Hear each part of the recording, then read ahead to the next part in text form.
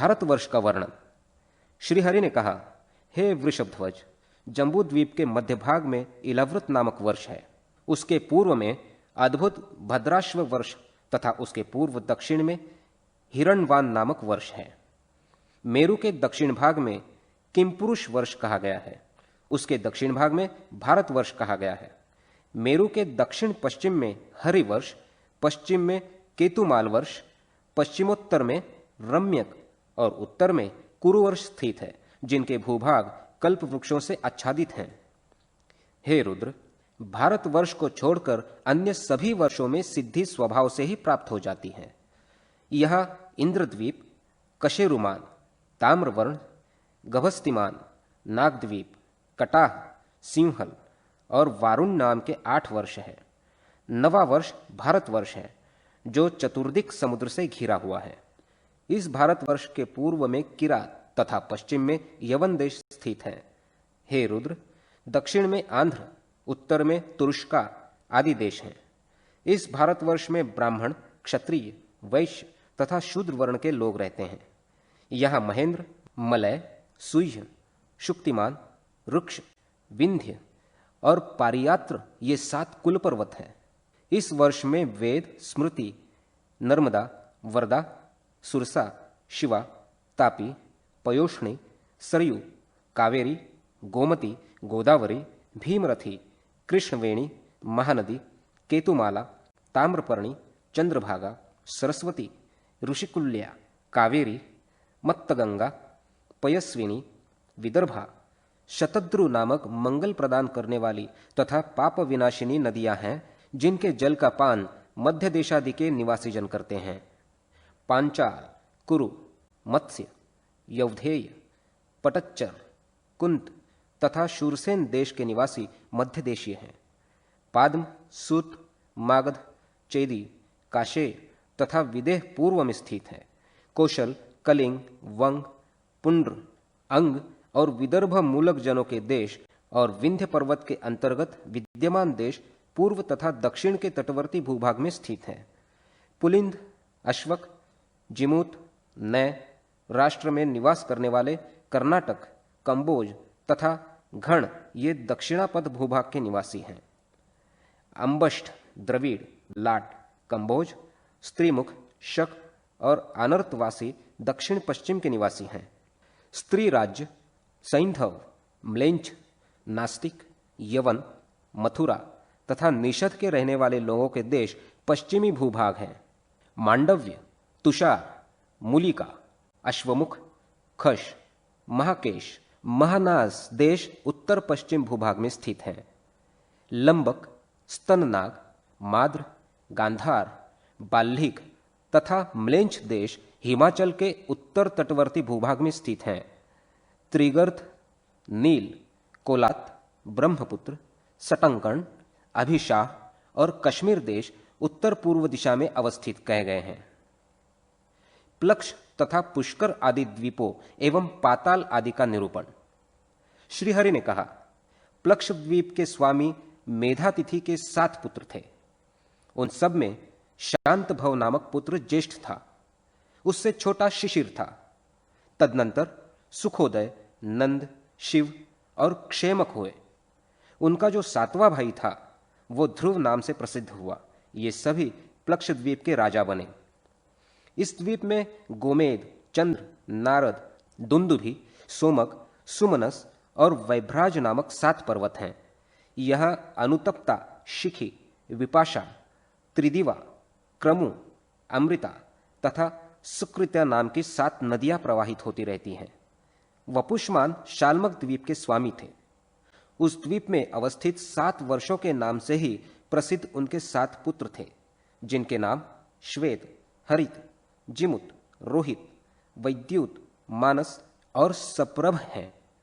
यहाँ कुमुद, उन्नत, द्रोण, महिष, बलाहक, क्रौच तथा ककुद्मान नामक 7 पर्वत हैं। योनि, तोया, वितृष्णा, चंद्रा, शुक्ला, विमोचनी और विधृति ये 7 नदियां हैं। ये पापों का प्रशमन करने वाली हैं। कुश द्वीप में ज्योतिष्मान का स्वामित्व था। उनके भी 7 पुत्र उत्पन्न हुए थे। वो उद्भिद, वेणुमान, द्वैरथ, लंबन, धृति, प्रभाकर और कपिल नाम से प्रसिद्ध थे। उन्हीं के नाम से इस द्वीप के जो 7 वर्ष थे वो प्रसिद्ध हुए। यहाँ विद्रुम, हेमशैल, द्युमान, पुष्पवान, कशेशय, हरि तथा मंदराचल नामक 7 वर्ष पर्वत हैं। यहाँ धूतपापा, शिवा, पवित्रा, सन्मति, विद्युदभ्र, मही और काशा नाम की ये 7 नदियां हैं जो सब प्रकार के पापों को विनिष्ट करने वाली हैं। हे शिव, क्रौंच द्वीप के अधीश्वर महात्मा द्युतिमान के भी 7 पुत्र हुए। कुशल, मंदक, उष्ण, पीवर, अंधकारक, मुनि और दुंदुभि, ये उनके नाम हैं। यहाँ क्रौंच, वामन, अंधकारक, दिवाव्रत, महाशैल, दुंदुभि तथा पुंडरिकवान नाम के 7 वर्ष पर्वत हैं। यहाँ पर गौरी, कुमुद्वती, संध्या, रात्रि, मनोजवा, ख्याति और पुंडरिका ये 7 नदियां हैं। शाक द्वीप के राजा भव्य के भी 7 पुत्र उत्पन्न हुए। वे जलद, कुमार, सुकुमार, अरुणिबक, कुसुमोद, समोदार्की तथा महद्रम नाम से ख्याति प्राप्त थे। यहाँ सुकुमारी, कुमारी, नलिनी, धेनुका, इक्षु, वेणुका और गभस्ती नाम से प्रसिद्ध 7 नदियां हैं। पुष्कर द्वीप के स्वामी महाराज शबल के महावीर तथा धातकी नामक 2 पुत्र हुए। उन्हीं के नाम से यहाँ पर 2 वर्ष है। इन दोनों के मध्य एक ही मानसोत्तर नामक वर्ष पर्वत है। ये 50 सहस्त्र योजन में विस्तृत तथा इतना ही ऊंचा है। ये चतुर्दिक विस्तार में भी उसी परिमाण को प्राप्त कर मंडलाकार अवस्थित हैं। इस पुष्कर द्वीप को स्वादिष्ट जल वाला समुद्र चारों ओर से घेर कर स्थित है। उस स्वादिष्ट जल वाले समुद्र के सामने उससे द्विगुण जनजीवन से रहित स्वर्णमयी भूमि वाली जगत की स्थिति दिखाई देती है। वहां पर 10,000 योजन में फैला हुआ लोकालोक नामक पर्वत है। वो अंधकार से आच्छादित है और वो अंधकार भी अंडकटाह से आवृत है। श्रीहरि ने कहा, हे वृषभध्वज, इस भूमि की ऊंचाई 70,000 योजन है। इसमें 10-10 सहस्त्र योजन की दूरी पर एक एक पाताल लोक स्थित है, जिन्हें अतल, वितल, नितल, गभस्तिमान, महातल, सुतल तथा पाताल कहा जाता है। इन लोकों की भूमि कृष्ण, शुक्ल, अरुण, पित्त, शर्करा सदृश, शैलमयी तथा स्वर्णमयी है। वहां पर दैत्य तथा नागों का निवास है। हे रुद्र, दारुण पुष्कर द्वीप में जो नरक स्थित है उनके विषय में आप सुने।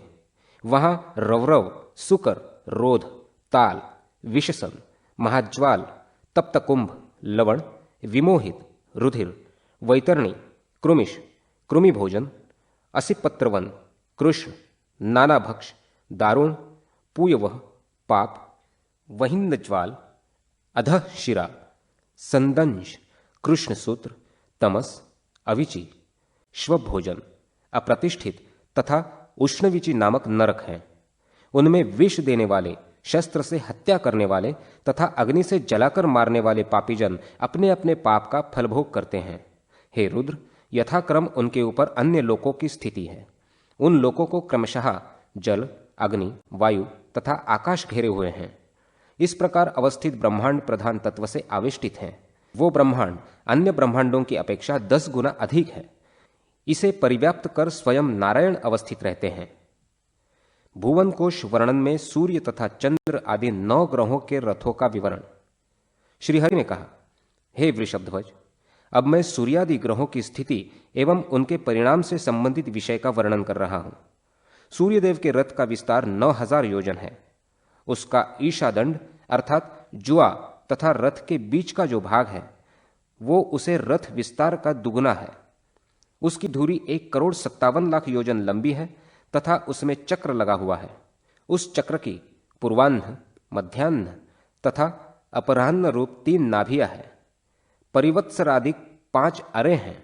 वसंतादि षड ऋतु रूपी 6 नेमियां हैं तथा अक्षय स्वरूप वाले संवत्सर से युक्त उस चक्र में संपूर्ण काल चक्र सन्निहित है। सूर्य के रथ की दूसरी धुरी 40,000 योजन लंबी है।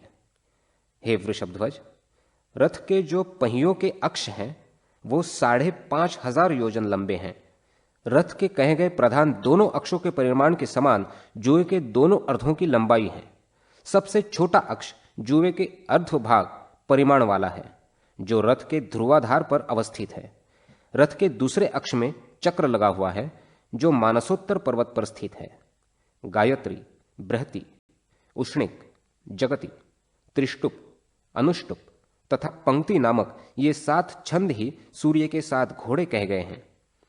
चंद्रमास से सूर्य के इस रथ पर धाता नामक आदित्य, कृतुस्थला नामक अप्सरा, पुलस्त्य ऋषि, वासुकी नाग, रथकृत ग्रामणी, हेति नाम का राक्षस और तुम्बुरु गंधर्व स्थित रहते हैं। वैशाख मास में इस रथ पर अर्यमा नाम वाले आदित्य, पुलह ऋषि, रथौजा यक्ष, पुज्जिक स्थला अप्सरा, प्रहेति राक्षस, कच्छनीर सर्प तथा नारद नामक गंधर्व आसीन रहते हैं। ज्येष्ठ मास में सूर्य के इस रथ में मित्र नामक आदित्य, अत्रि ऋषि, तक्षक नाग, पौरुषेय राक्षस, मेनका अप्सरा, हा नामक गंधर्व और रथस्वन यक्ष का वास रहता है। आषाढ़ मास में इस रथ के ऊपर वरुण नाम से प्रसिद्ध आदित्य, वशिष्ठ ऋषि, रंभा तथा सहजन्या नामक अप्सरा, हु गंधर्व, रथचित्र नामक यक्ष एवं राक्षस गुरु शुक्र निवास करते हैं। श्रावण मास में इस रथ पर इंद्र नाम से विख्यात आदित्य, विश्वावसु गंधर्व, स्त्रोत नामक यक्ष, एलापत्र सर्प, अंगिरा ऋषि, प्रमलोचा अप्सरा और सर्प नामक राक्षसों का निवास रहता है। भाद्रपद मास में विवस्वान नामक आदित्य, उग्रसेन गंधर्व, भृगु ऋषि, आपुरण नामक यक्ष, अनुमलोचा नामक अप्सरा, शंखपाल नामक सर्प तथा व्याघ्र राक्षस का सूर्य रथ में निवास रहता है।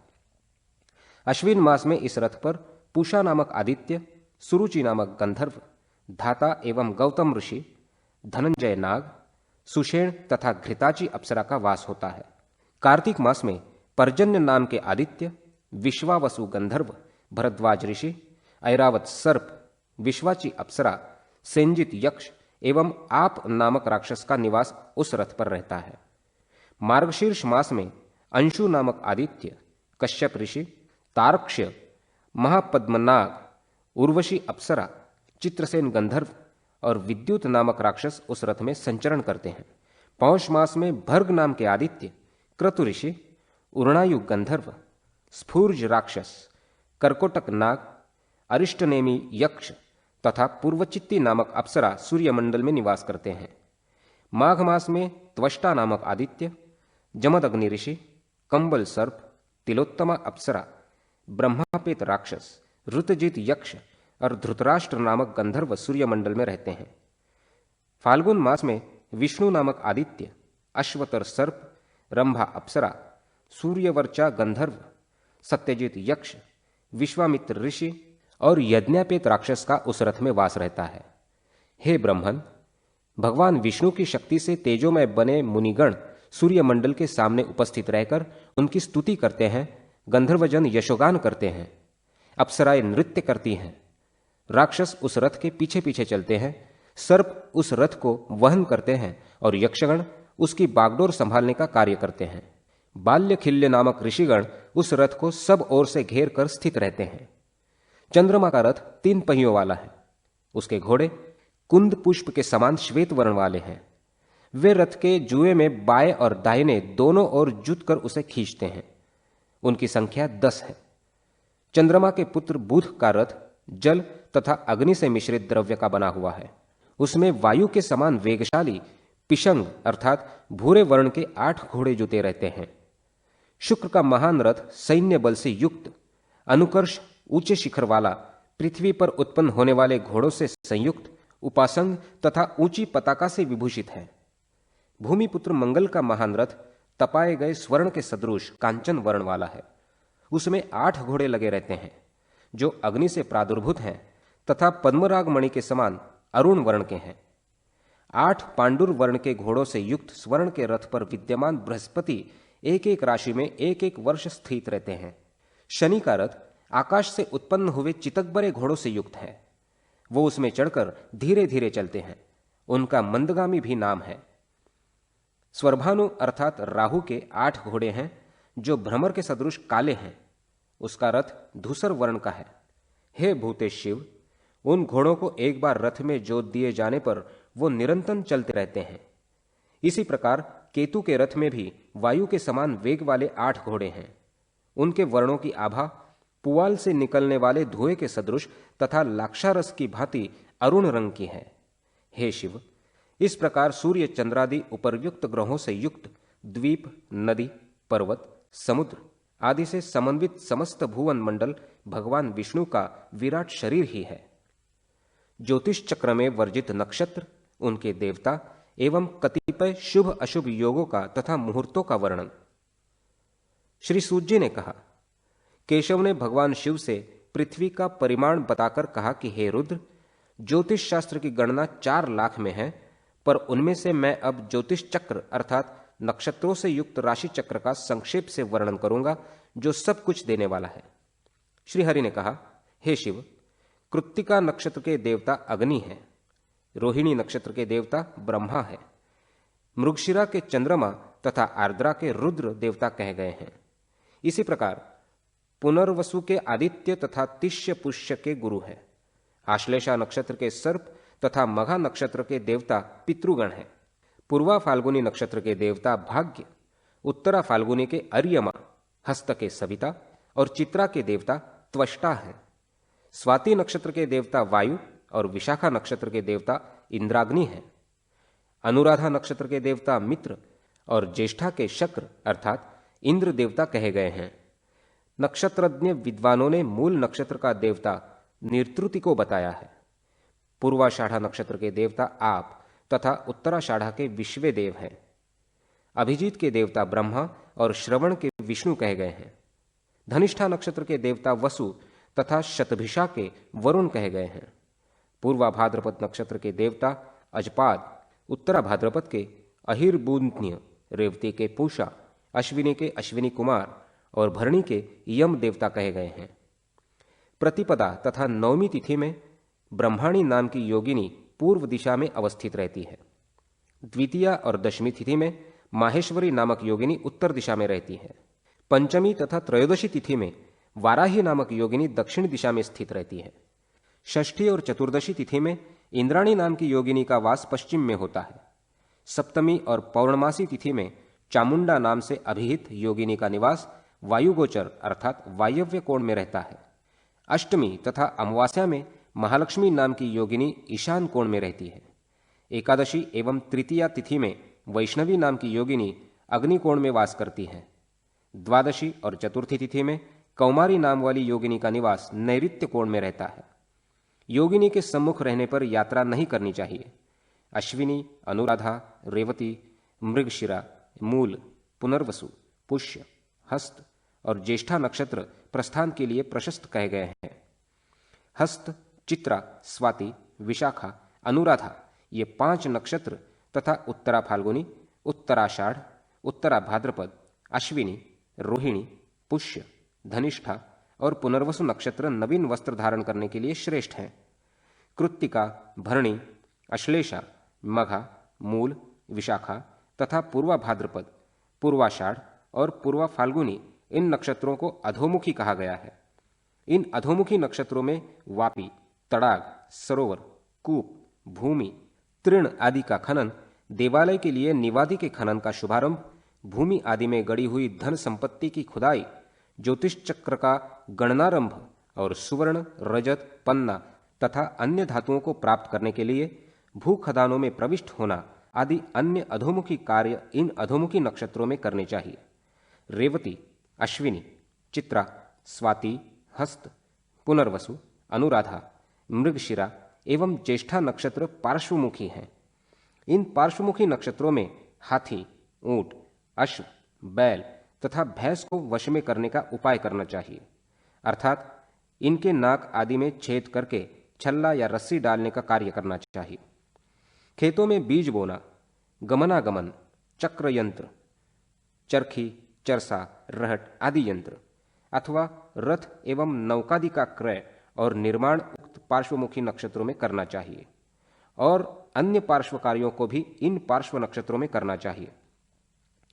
रोहिणी, आर्द्रा, पुष्य, धनिष्ठा, उत्तरा फाल्गुनी, उत्तराषाढ़, उत्तरा भाद्रपद, शतभिष तथा श्रवण, ये 9 नक्षत्र ऊर्ध्वमुखी कहे गए हैं। इन नक्षत्रों में राज्याभिषेक और पट्टबंध आदि शुभ कार्य करवाने चाहिए।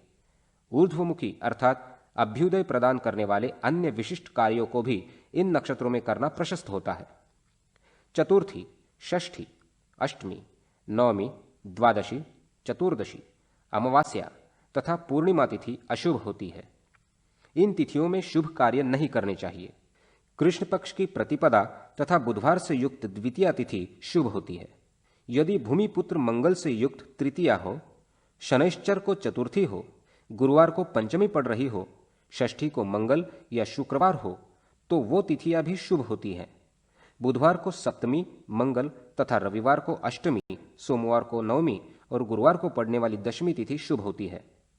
एकादशी तिथि में गुरु तथा शुक्र होने पर, बुधवार को द्वादशी तिथि पड़ने पर, शुक्र तथा मंगलवार को त्रयोदशी और शनिवार को चतुर्दशी तिथि शुभ होती है। इसी प्रकार बृहस्पति को पूर्णिमा या अमावस्या तिथि का होना भी शुभ होता है। द्वादशी तिथि रविवार, एकादशी सोमवार, दशमी मंगलवार, नवमी बुधवार, अष्टमी गुरुवार, सप्तमी शुक्रवार और षष्ठी तिथि शनिवार से दग्ध होती है। ऐसे तिथि दग्ध योग में यात्रादि का शुभारंभ नहीं करना चाहिए। प्रतिपदा, नवमी, चतुर्दशी और अष्टमी तिथियों में यदि बुधवार का संयोग हो तो उस तिथि में प्रस्थान के विचार का दूर से ही परित्याग करना चाहिए। मेष और कर्क संक्रांति की षष्ठी, कन्या और मिथुन संक्रांति की अष्टमी, वृष तथा कुंभ संक्रांति की चतुर्थी, मकर और तुला संक्रांति की द्वादशी, वृश्चिक और सिंह संक्रांति की दशमी तथा धनु और मीन संक्रांति की चतुर्दशी, ये दग्ध तिथियां हैं। इन तिथियों में यात्रादि नहीं करनी चाहिए, ये कष्टदायक होती है। हे शिव, रविवार को विशाखा, अनुराधा और ज्येष्ठा का योग, सोमवार के दिन पूर्वाषाढ़, उत्तराषाढ़ तथा श्रवण नक्षत्र का योग, मंगलवार को धनिष्ठा, शतभिष और पूर्वा भाद्रपद का योग, बुधवार में रेवती, अश्विनी तथा भरणी का योग, बृहस्पतिवार को रोहिणी, मृगशिरा और आर्द्रा का योग, शुक्रवार में पुष्य, अश्लेषा एवं मघा का योग, शनिवार को उत्तरा फाल्गुनी, हस्त तथा चित्रा नक्षत्र का योग होने पर औत्पातिक योग होता है।